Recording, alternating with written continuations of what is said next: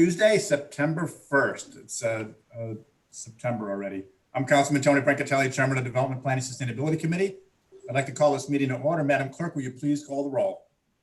Brancatelli. Here. Cleveland. Here.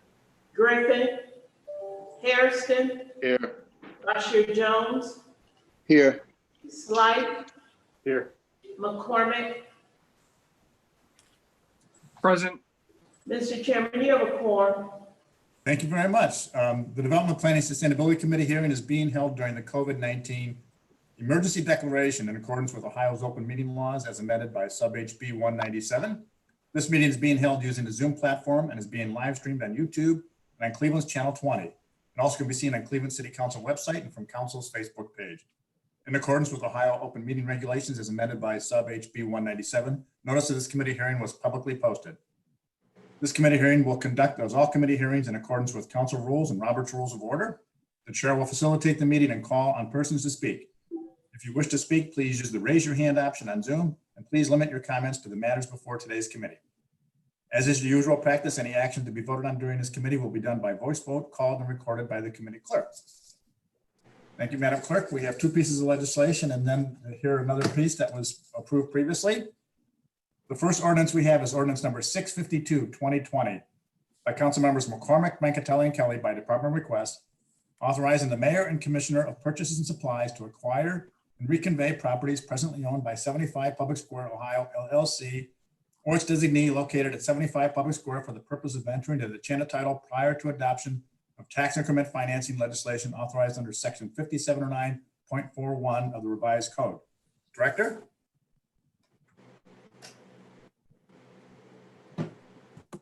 Good morning. All right. Thanks for having us here today discussing this ordinance. This ordinance would authorize the city to enter into the chain of title as precedent to a non-school TIF in support of the redevelopment of 75 Public Square by the Millennia Companies. This is obviously on Public Square. It's a key building in our downtown and in our city as well. The project would involve the redevelopment of that building as to include 114 apartments, about a 3,000 square foot restaurant, and some retail space as well. All in all, it would be about a $42 million project. This non-school TIF would take effect upon expiration of the tax abatement on the project. The project would probably create roughly 13 jobs. And the big driver in this project is the building, like many buildings of a certain age, has a substantial amount of asbestos within the building that's going to have to be cleared out and cleaned up in order for the redevelopment to occur. And so that's taking that down is part of the reason why we need to support this project and are recommending the approval of this incentive. Thank you. Do you happen to have any drawings or renderings for this particular one?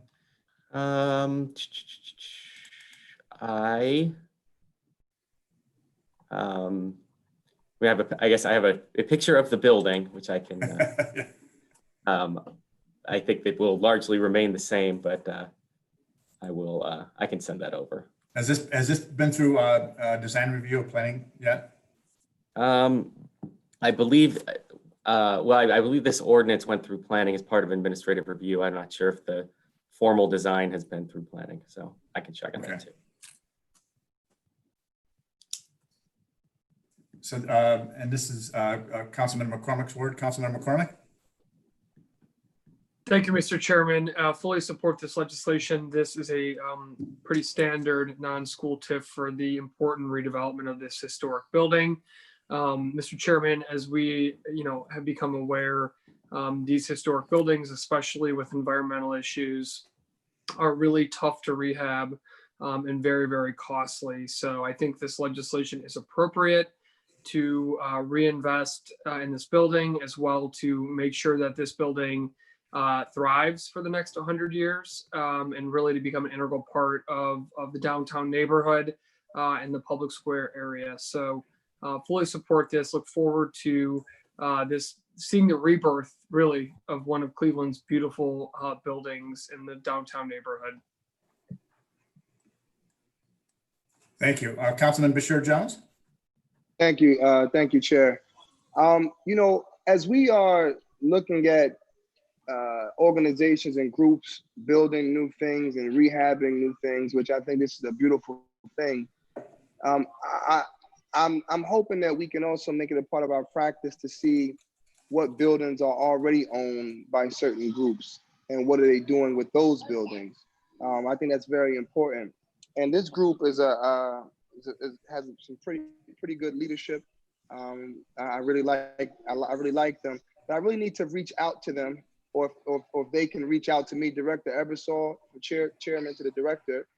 They own some buildings in my area. They own. I need to reach out to him. He's gonna try to hit him up for money. I don't know. I'm hearing something else. So, chairman to the Director Ebersol. They own Rainbow 1, Rainbow 2. They own Kingsbury Tower. These are all senior living homes.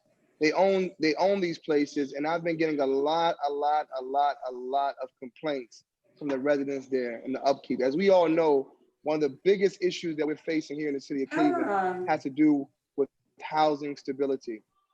Housing stability is a big issue, and many of our seniors who are living in these places are really concerned with not receiving what they need to receive in regards of support. So in saying that, I think this is a great thing, and congratulations to Councilman McCormick. I mean, this is a beautiful project on Public Square. But Director Evers, Chairman to Director, if you can have them reach out to me so I can discuss the housing issues that I'm having in my ward that is under their tutelage, I would really appreciate it. Sure. Thank you. Chairman, to Councilman Jones, let me know if you do not get a quick response on that, please. Thank you. Great. Other questions on 6/52/2020?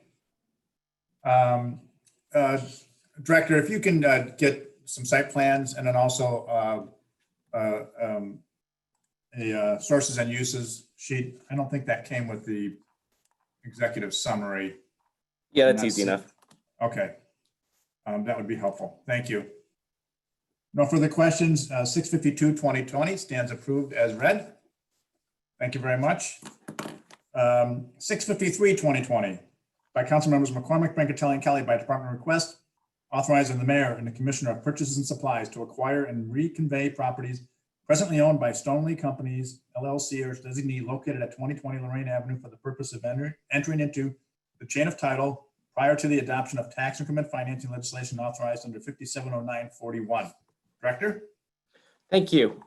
This is a interesting new project located on Lorraine Avenue at West 20th. So this would be just to the east of the West Side Market, kind of right by where the Lorraine Carnegie Bridge ends. This would be a development of 241 apartments at the site, new construction, at about a $65 million project. 10% of the housing would be workforce housing. So that's a key element of our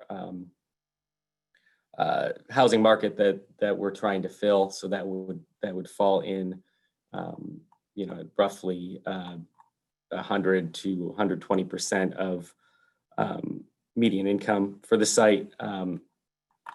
This ordinance also would authorize us to enter into the chain of titles precedent to entering into a non-school TIF in support of this project. The development group is a new group to the area. They're out of Chicago, Stoneleigh Companies, and so they do have a broad national footprint.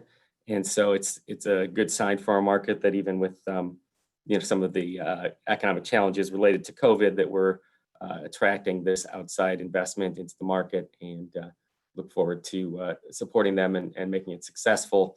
We've done a fair amount of work with Director Collier and his team, and working to get this site configured in a way that that makes sense for us. So happy to see this project going forward. Happy to have this investment in Cleveland, and I will. That's it.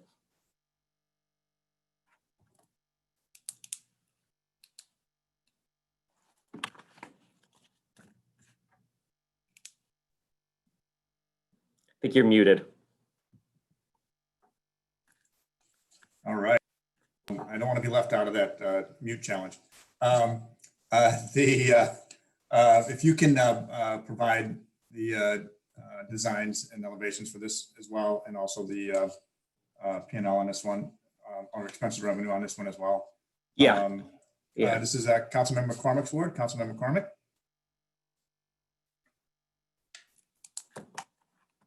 Thank you, Mr. Chairman. The director had a good description of this project. This is currently a vacant, overgrown lot, kind of between the downtown neighborhood and the Ohio City neighborhood, right on the verge of the Duck Island area. It's kind of in the middle of it. But I appreciate the developer working with our neighborhood and the community, as well as the Community Development Corporation and the City of Cleveland. They are not only in an agreement to provide the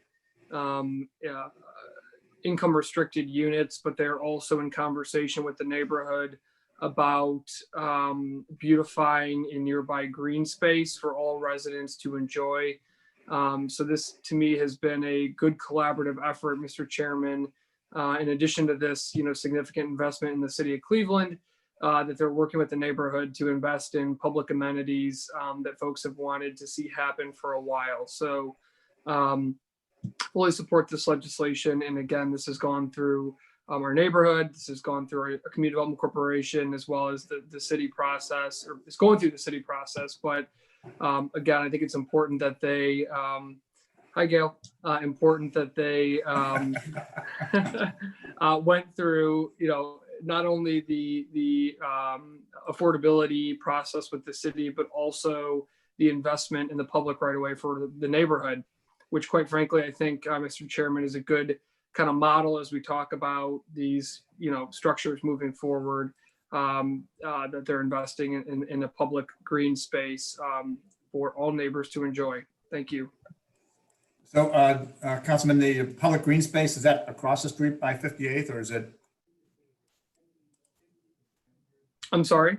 The public green space you said they were investing in by Lorraine? Yeah, so it's actually an overlook, and it is, I don't think so it's the overlook that overlooks the city, that they're working with Tremont West on. Okay. So it's essentially right, there's two private homes, and in the space, I think that's 17th that cuts right there. And then there's an open space that's actually city-owned land that will have an overlook over the city. So again, it's currently city-owned land, and it's a great view of the city, but it's kind of overgrown, and you wouldn't think to go, use it if you were just walking by because of the condition it's in. So that's the overlook. It's not directly adjacent to this project, but it's right down the street. It's city-owned and controlled, and it, will provide a great amenity for the neighborhood. Right.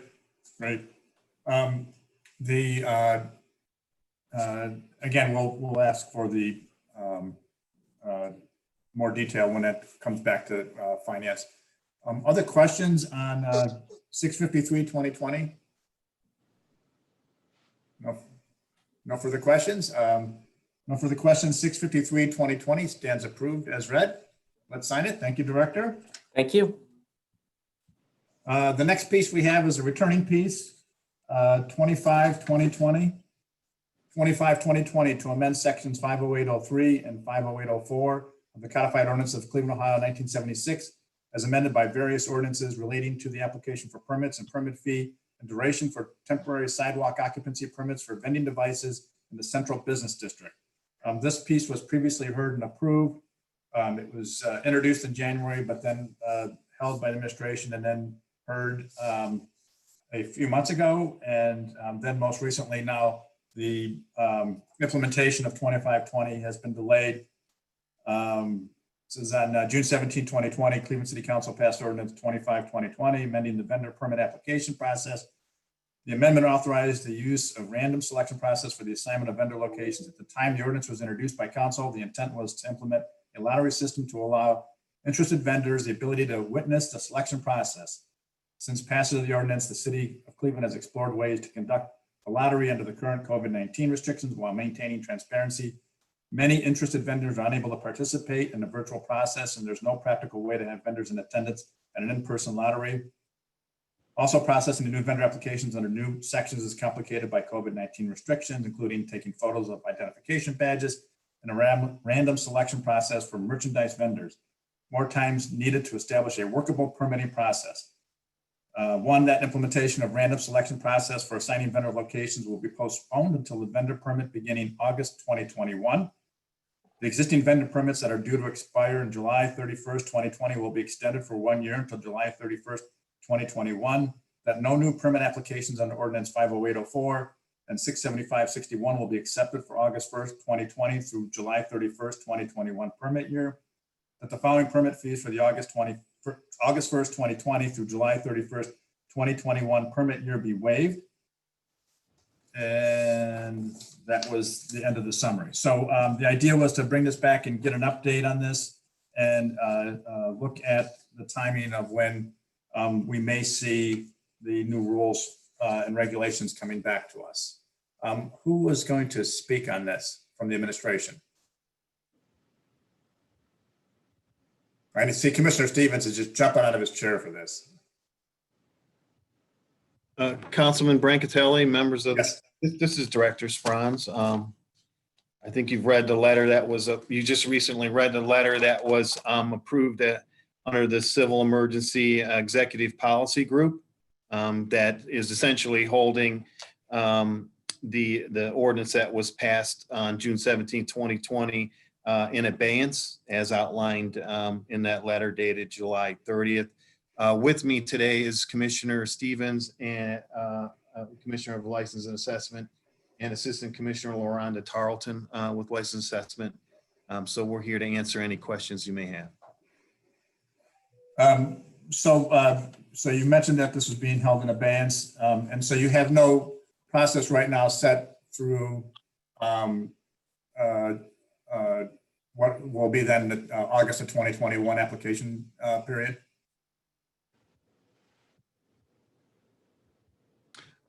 Through the chair to Councilman Brancatelli.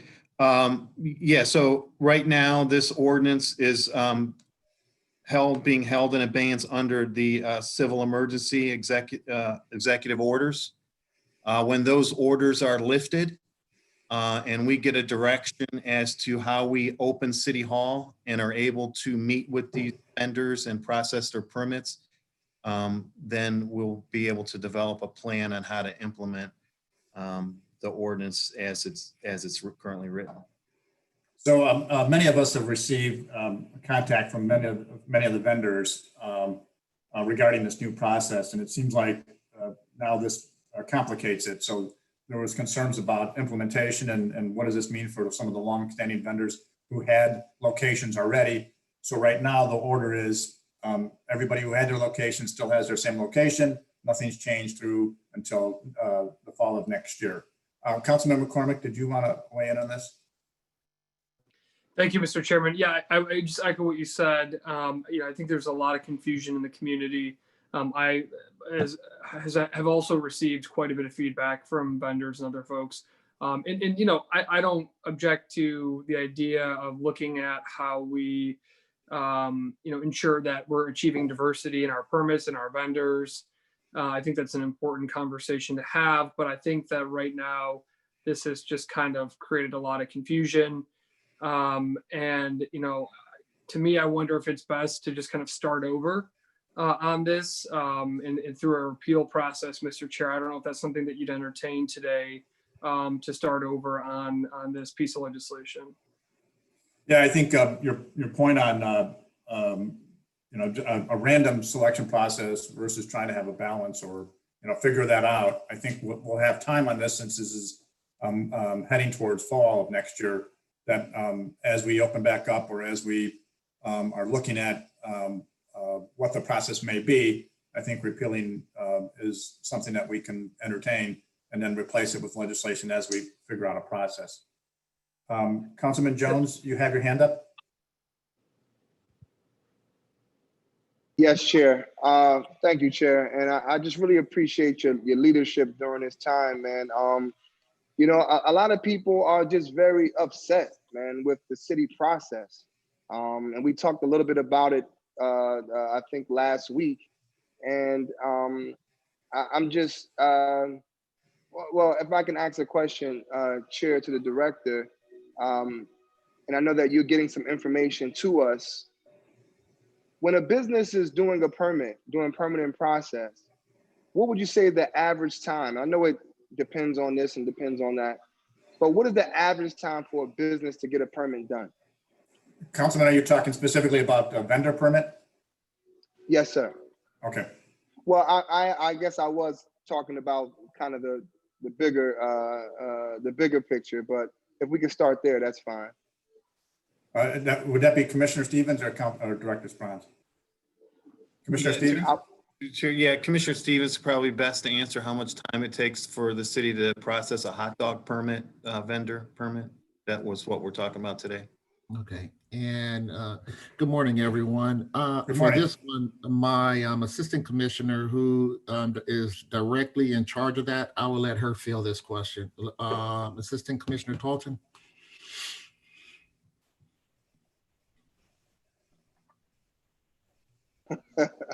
He wants to join the unmute club. We're having a contest.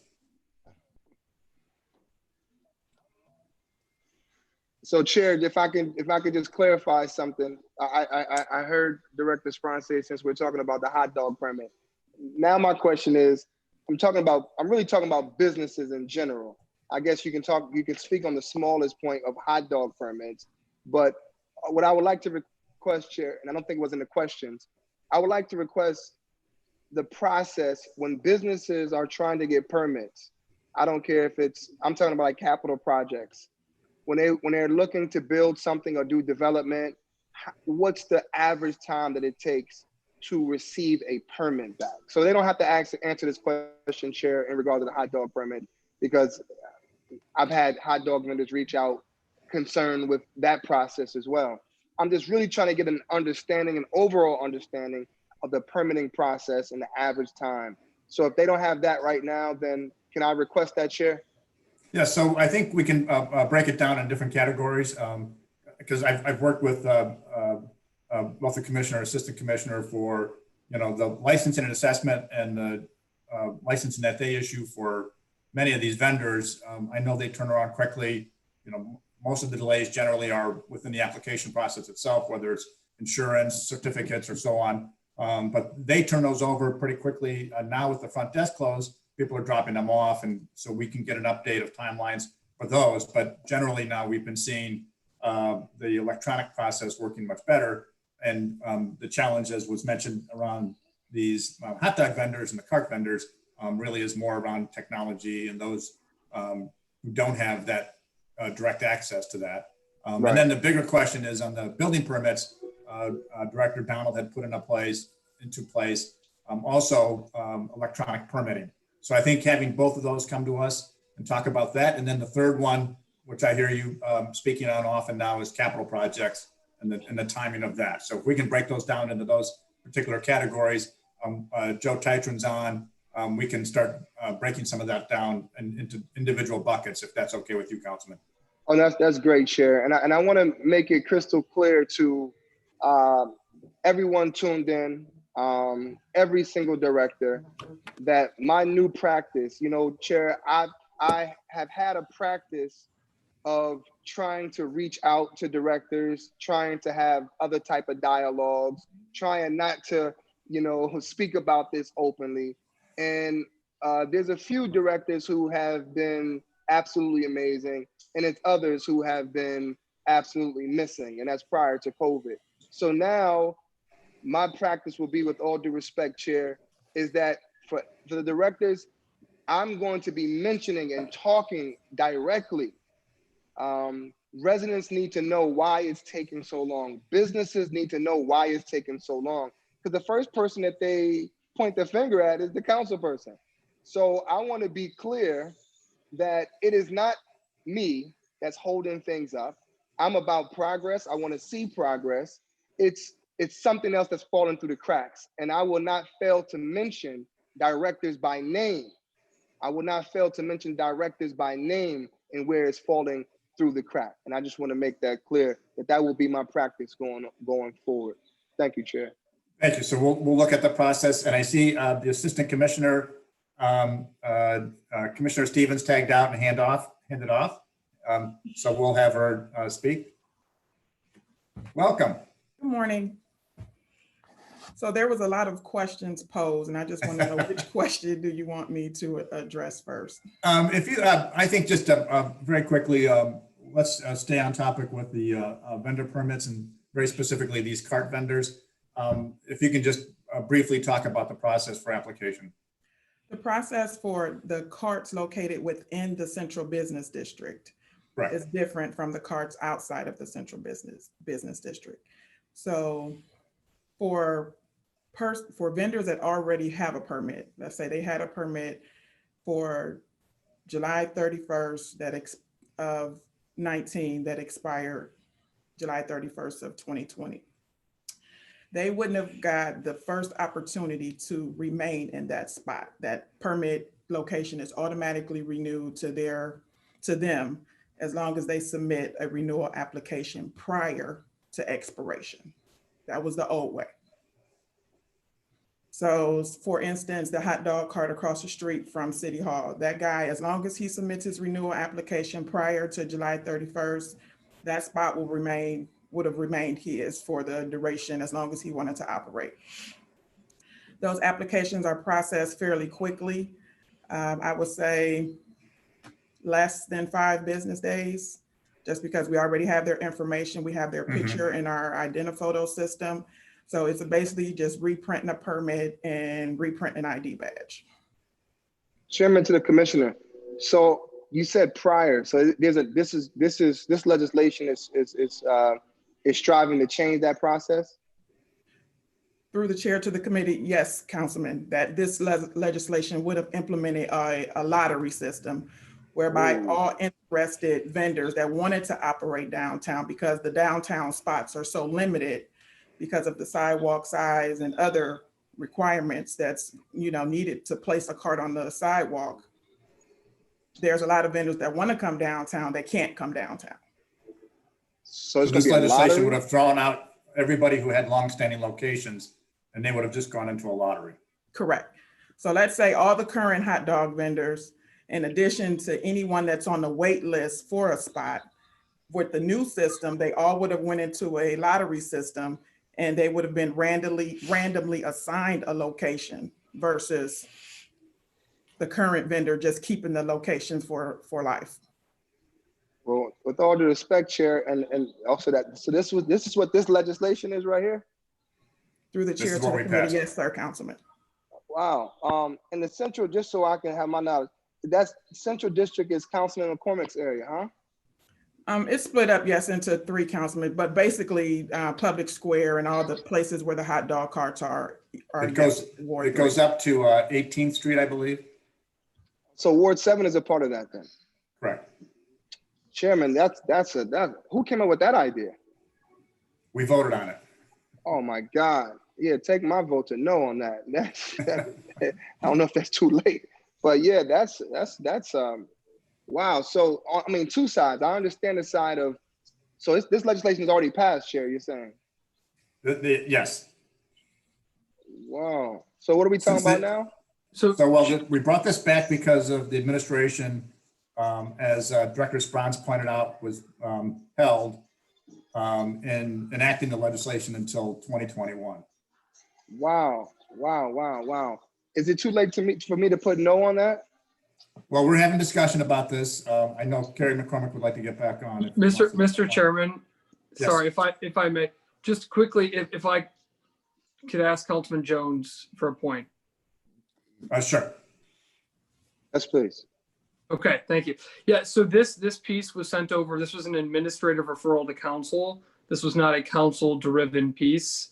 If I may, I'd like to propose a motion, Mr. Chairman, to repeal this ordinance so that we could allow time for the council and the administration to further discuss this and better understand its impacts. I don't know if I can insert that now or after Councilman Jones yields. I his second favor. that.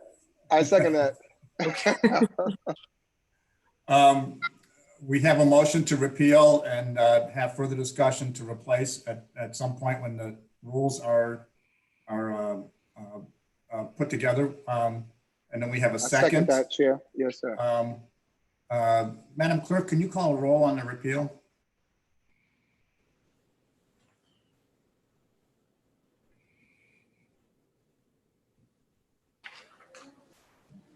Brancatelli, Yes? Cleveland. Please unmute.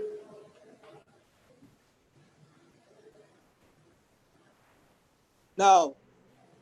Griffin, No. Hairston, Yes. Bashir Jones, Yes. Slife, Yes. McCormick. Yes. No. The motion carries. So we can repeal and I think we have to send this back to finance with that recommendation. And then we can talk about the timing of once the rules get together on how we replace it or if we just entertain it back again as the way it's written. Any further questions on 25-2020? And we'll be able to have more dialogue once we get a better definition of how they can implement this process. Well, Further Chair, questions? just if I can just make Sure. a statement, Chair. I mean, where my concern is, number one, I understand not having someone there for life. But at the same time, we recognize that people have probably built their whole lives and their families are, they depend on those resources in that specific area. So, but I understand wanting to give new people an opportunity. I get that part.